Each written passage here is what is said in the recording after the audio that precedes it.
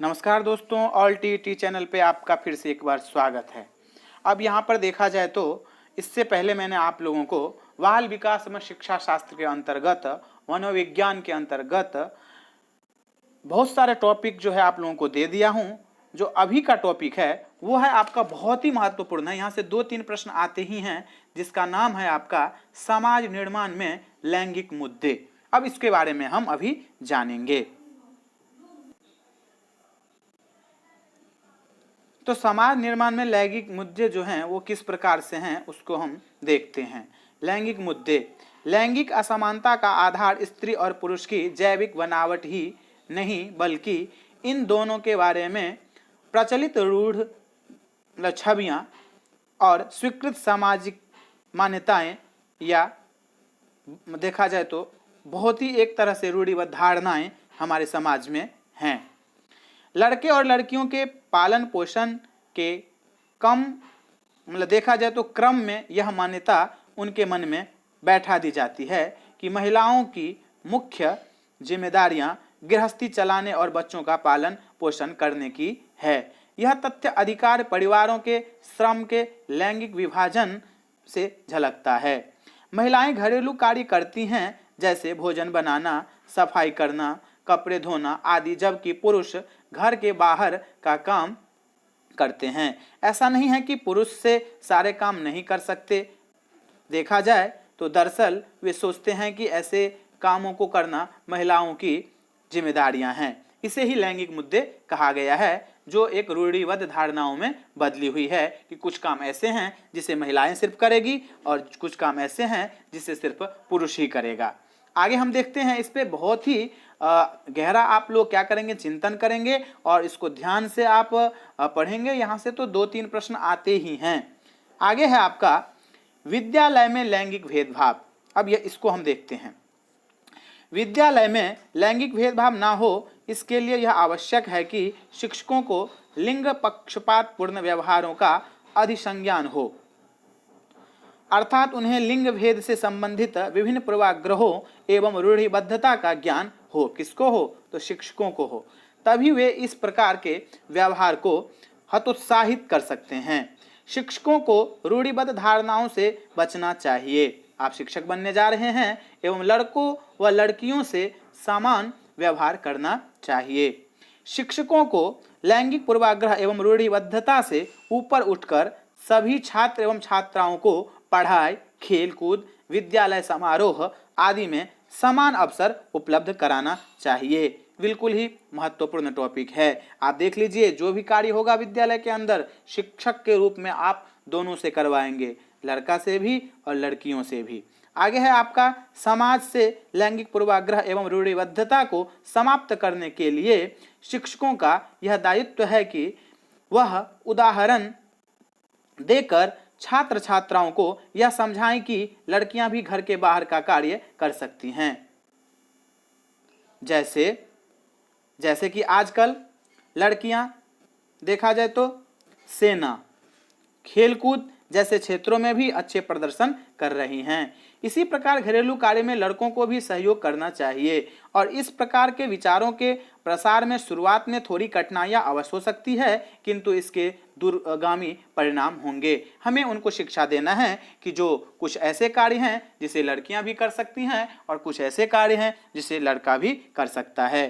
कई बार यह भी देखने को मिलता है कि लड़कियों को जीव विज्ञान या गृह विज्ञान के क्षेत्र में कैरियर बनाने की सलाह दी जाती है, भले ही उनकी रुचि भौतिक शास्त्र एवं गणित में क्यों न हो। इस प्रकार का निर्देशन एवं परामर्श पूर्णतः क्या है? गलत है। कल्पना चावला एवं सुनीता विलियरम ने इस बात का अच्छा उदाहरण प्रस्तुत किया है। गणित, भौतिक शास्त्र एवं अभिनय अंतरिकी में लड़कियां भी बेहतर प्रदर्शन कर सकती हैं। अब यहाँ पर मैंने पहले ही आपको बता दिया कि कुछ कार्य ऐसे हैं जिसे सिर्फ लड़का करता है, तो हमें ऐसा नहीं बोलना चाहिए। हमें लड़की को क्या करना चाहिए? प्रोत्साहन दे करके उस कार्य के लिए आगे बढ़ाना चाहिए। अध्यापकों को एक ऐसा वातावरण स्थापित करना चाहिए जिससे कि कक्षा में दोनों वर्गों को समान रखा जाए। बिल्कुल सही है।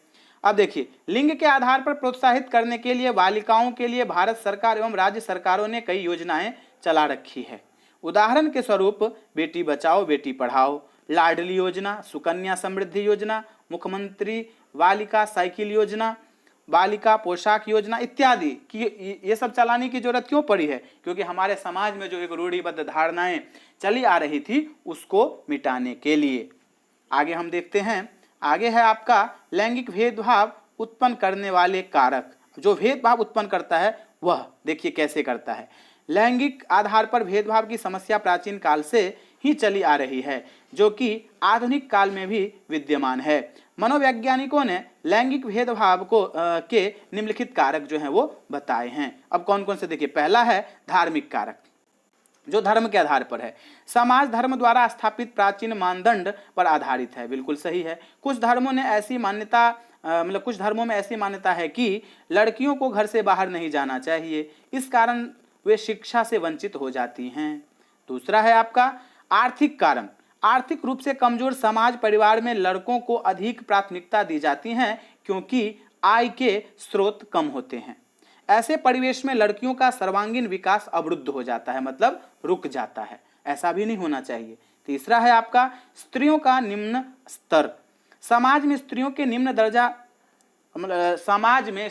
निम्न दर्जा दिया जाता था तथा लैंगिक भेदभाव के कारण परिवार एवं समाज के द्वारा उनकी शिक्षा व्यवस्था पर ध्यान नहीं दिया जाता था। परिणाम स्वरूप स्त्रियों का मानसिक विकास अवरुद्ध हो जाता था, जो उनकी मानसिक विकास है वो रुक जाता था। इससे महिलाएं स्वयं को उपेक्षित महसूस करती थी तथा विकास की मुख्य धारा में नहीं जुड़ पाती थी। ये सब क्या हैं?